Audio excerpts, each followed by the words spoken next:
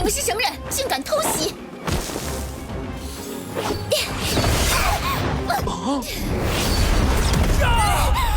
这是什么？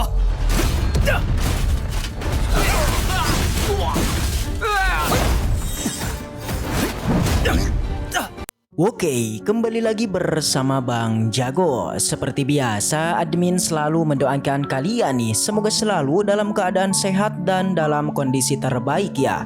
Di video kali ini admin akan melanjutkan Donghua by Lian Peiseng. Tak berlama-lama, langsung saja kita masuk ke isi ceritanya.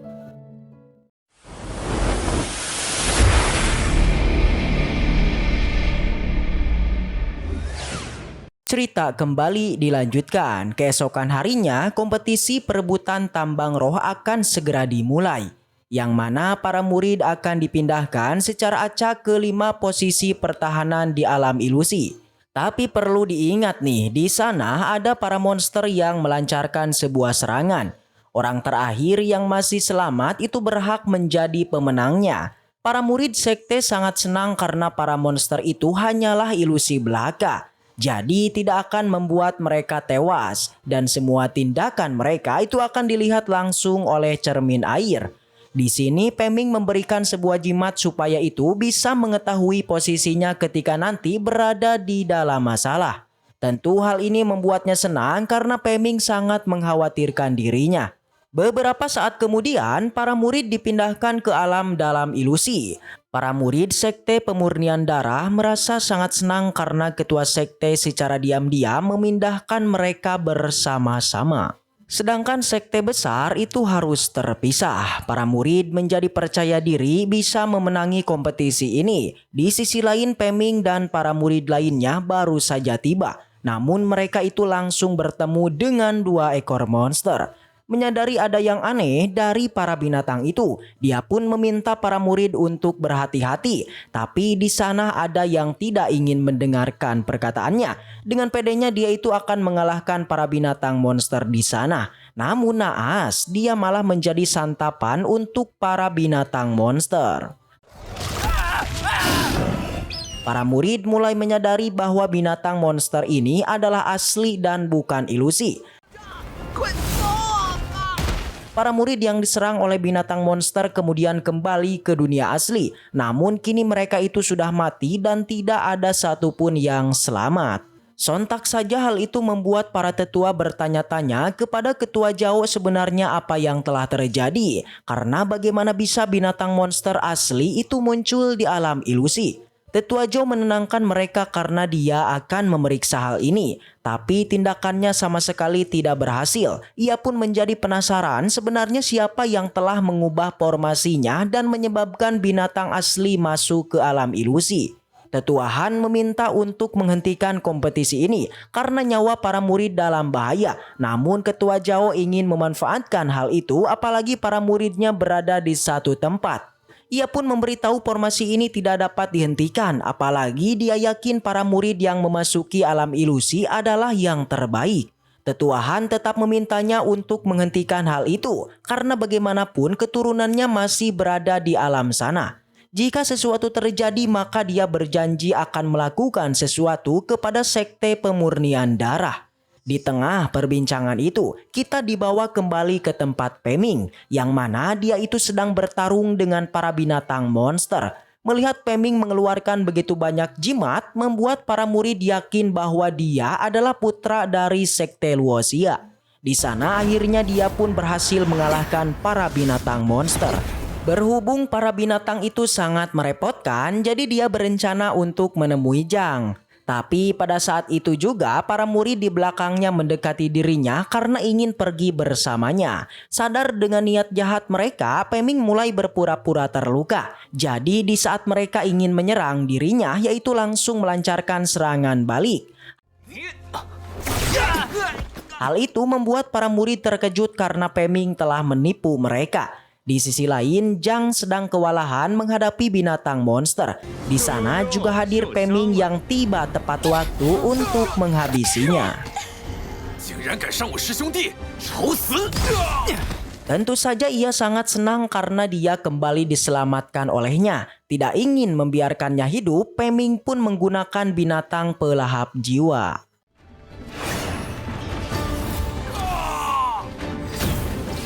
Sadar kalau kompetisi ini sangat sulit dimenangkan, jadi Peming mengajak Zhang untuk menemukan teman-teman mereka. Jadi sinyal pun mereka keluarkan untuk memanggil para murid sekte. Namun di saat mereka ingin mendatangi sinyal itu, di sana murid misterius langsung melancarkan serangannya dan menghabisi kedua murid sekte Luoxia. Sedangkan para murid sekte pemurnian darah sedang bersantai karena tidak ada satupun binatang monster yang berhasil menyentuh mereka. Di sisi lain, Lin sedang bertarung dengan para monster. Para tetua sadar, kini mereka tidak bisa mengharapkan Peming seorang. Jadi harapan sekte Luoxia hanya ada pada Lin saja. Namun pada saat itu juga murid misterius ini tiba untuk menemuinya. Dia memuji betapa hebatnya Lin dan wajar saja dia dipanggil sebagai jenius dari sekte Luoxia. Tapi bukan dia yang menjadi pusat perhatiannya, melainkan itu adalah Peming. Jadi sebagai murid jenius, apakah dia tidak penasaran berapa banyak orang yang hanya melihat dirinya? Jadi ia pun mengajaknya untuk menyingkirkan Peming.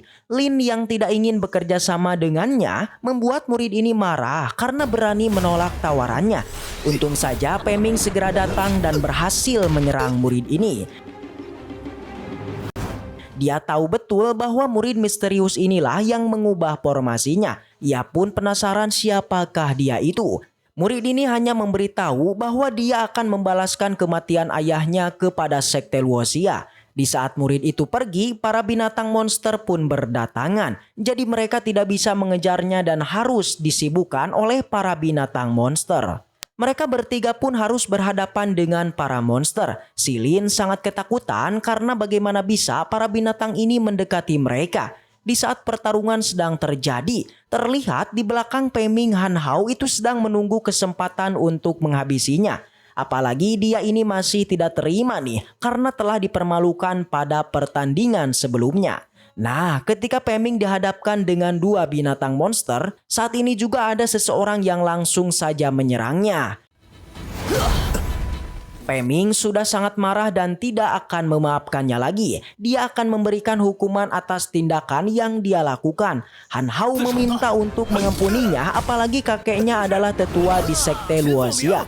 Tapi Peming sama sekali tidak peduli. Sontak saja hal itu membuat tetua Han marah. Dia berjanji akan membalas perbuatannya itu. Untung saja tetua Zhao membela Peming. Apalagi terlihat dengan jelas bagaimana Han Hao ingin menghabisi sesama murid sekte. Jadi hukuman itu sangat pantas untuk Han Hao terima. Dia melihat Zhang kesulitan segera memberikan bantuan. Tapi sayang sekali luka yang dia terima sebelumnya kini mulai terbuka. Di sini ia pun berharap agar Lin mau bergabung bersama mereka. Namun Lin ini sangat percaya diri dengan kekuatannya tidak ada niatan untuk bersama mereka. Jadi karena itulah ia pun memilih untuk berpisah. Sebenarnya Peming cukup kesal nih. Tapi yang lebih penting sekarang adalah mengobati Zhang. Di sisi lain terlihat Lin sedang dikejar oleh para binatang monster. Ia pun berharap agar Peming dan Zhang mau membantu dirinya. Tapi Peming tahu betul bukankah seharusnya Lin ini sangatlah kuat. Untung saja Peming hanya bercanda. Jadi ketika Lin hampir meninggalkan permainan, ia pun segera menyelamatkannya. Setelah mengetahui kekuatan Peming berkembang, Lin pun memilih untuk menjalin aliansi dengan mereka. Xin pun pindah kepada para murid pemurnian darah yang mana secara perlahan perisai yang mereka buat mulai tidak bisa menahan monster. Tentu saja hal ini membuat para tetua khawatir karena jika itu benar-benar hancur, maka Peming dari sekte Luoxia akan mendapatkan kemenangan mudah pada kompetisi ini. Mimpi buruk para tetua hampir saja terjadi andai saja para murid misterius ini tidaklah muncul. Ia memberitahu bahwa dirinya sudah menemukan lokasi para murid sekte Luoxia. Maka kemungkinan besar sudah dipastikan kemenangan akan menjadi milik mereka. Alhasil para murid pun menjadi semangat dan bergegas pergi. Kembali kepada Peming yang mana dia tahu rubah tikusnya merasakan kedatangan para musuh.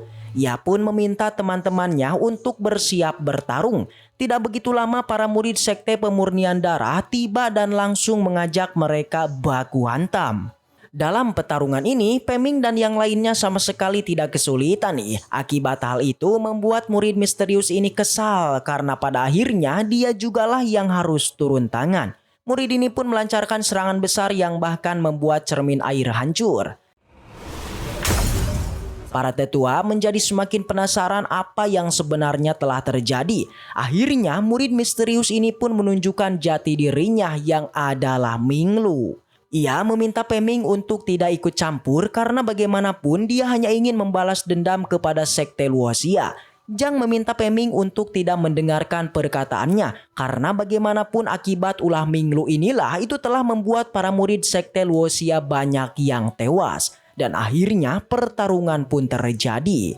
Melihat sebuah kesempatan, Peming pun segera mengeluarkan kekuatannya untuk menyerang Minglu. Hal itu ternyata berhasil dan membuat Minglu terjebak. Sayangnya, Peming tidak bisa melancarkan serangannya lagi karena dia tahu para binatang monster akan segera datang ke sini. Jadi karena itulah dia pun harus pergi meninggalkan tempat ini. Setelah itu, dia dan para ketua sekte pun keluar dari alam ilusi. Peming yang baru saja tiba segera memberikan hormat kepada para tetuanya. Dan akhirnya pemenang kompetisi ini jatuh ke tangan sekte Luoxia. Para tetua dari sekte lain memberikan selamat kepada sekte Luoxia karena mereka telah berhasil mendapatkan tambang spiritual. Dengan ini maka bisa dipastikan sekte Luoxia akan terbebas dari rasa kekhawatiran selama 50 tahun. Ia merasa yakin di masa depan nanti Peming akan menjadi sosok yang sangat kuat.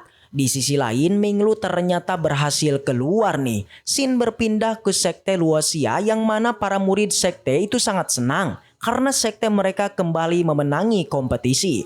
Semua pujian pun diberikan kepada Peming karena kemenangan ini tidak lepas dari peran besarnya dalam pertarungan. Setelah itu di sisi lain, tepatnya di kediaman Gunung Kegelapan, terlihat sang patriark yang merasa kesal atas kekalahannya di kompetisi sebelumnya. Ia menanyakan kenapa sektenya bisa gagal kepada Mingyu. Mingyu menjawab kalau kegagalannya itu disebabkan oleh seorang praktisi sekte Luoxia yang itu adalah Peming.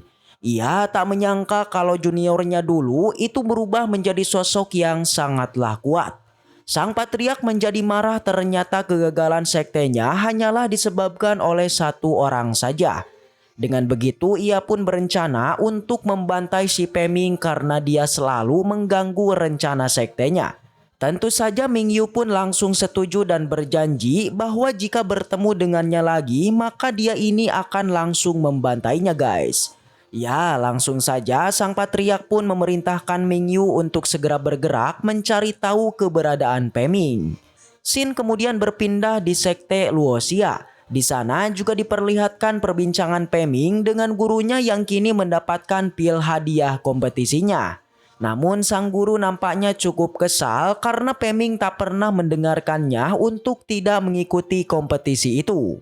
Namun meski begitu sang guru sangat bangga kepada muridnya ini. Dengan itu ia juga memberikan sebuah hadiah pil pondasi yang ia dapatkan dari ketua sekte Luoxia. Melihat itu Peming langsung saja berterima kasih pada sang guru dan di sana ia juga langsung memulai pelatihannya dengan memakan pil pondasinya itu.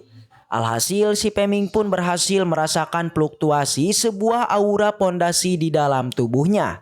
Namun sang guru merasa ada yang aneh karena bagaimana bisa si Peming yang belum mendapatkan pondasi kekuatannya tapi bisa merasakan adanya fluktuasi dari energi tersebut. Sang guru mengatakan kalau dia itu belum pernah menemukan situasi yang terjadi pada muridnya ini. Yang ternyata si Peming bukanlah manusia biasa guys. Melainkan dia itu memiliki fisik yang sangat ajaib seperti langit dan bumi. Waduh. Tapi meski begitu kekuatannya masihlah tersegel dan untuk membukanya sang guru mengatakan si Peming harus mendapatkan seekor singa api yang dapat membantu kultivasinya. Selain itu, sang guru juga memberikan sebuah giok di mana itu berfungsi untuk mencari tahu lokasi dari singa api ini. Tak banyak basa-basi, si Peming pun bergegas untuk menuju ke Gunung Tandus dengan didampingi oleh senior Zheng. Di sisi lain terlihat salah satu praktisi kemudian melaporkan mengenai si Peming yang tengah menuju ke Gunung Tandus. Tentu saja hal itu membuat Mingyu beserta tetua di sana itu akan segera bergerak. Tapi Mingyu ini tak ingin ditemani oleh siapapun. Dengan itu ia pun meminta tetua di sana untuk membiarkannya pergi sendirian. Sebelum pergi ke Gunung Tandus, si Peming kemudian mampir dulu ke rumah lelang. Di perjalanan terlihat ada sekumpulan orang yang menggosipi si Peming, bahkan dia ini merasakan adanya pil pondasi yang dibawanya. Tentu saja salah satu dari anak buahnya menyarankan tuan mudanya ini untuk membegal si Peming. Singkat cerita, si Peming pun bertemu dengan si Tuning yang langsung saja si Peming pun meminta untuk menukarkan 300 kertas jimat dengan giok ungunya. Setelah itu kembali ia pun melanjutkan perjalanannya, tapi tiba-tiba tiba-tiba sekelompok orang yang langsung menyerangnya. Tentu saja dia ini adalah tuan muda tadi yang berniat untuk membegal Peming. Dan terjadilah sebuah baku hantam. Tapi apa yang terjadi? Ya, si Peming di sana mengeluarkan sebuah robot yang langsung menghajar semua orang di sana tak terkecuali tuan mudanya. 这是什么？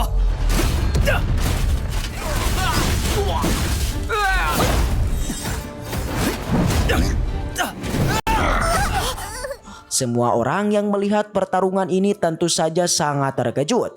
Di mana si Peming yang hanya memiliki kekuatan pemurnian Qi ternyata bisa membasmi Shao Kaisan yang berada di ranah pondasi Establishment. Karena pertarungan telah usai, jadi si Peming pun kembali melanjutkan perjalanannya ke Gunung Tandus. Dan setelah itu, waduh, bersambung. Baiklah, mungkin segitu aja untuk pembahasan kali ini. Dan semoga kita selalu diberikan kesehatan untuk mengawal Donghua ini. Dan sampai jumpa di video selanjutnya. See you next time, and seperti biasa, salam para jagoan.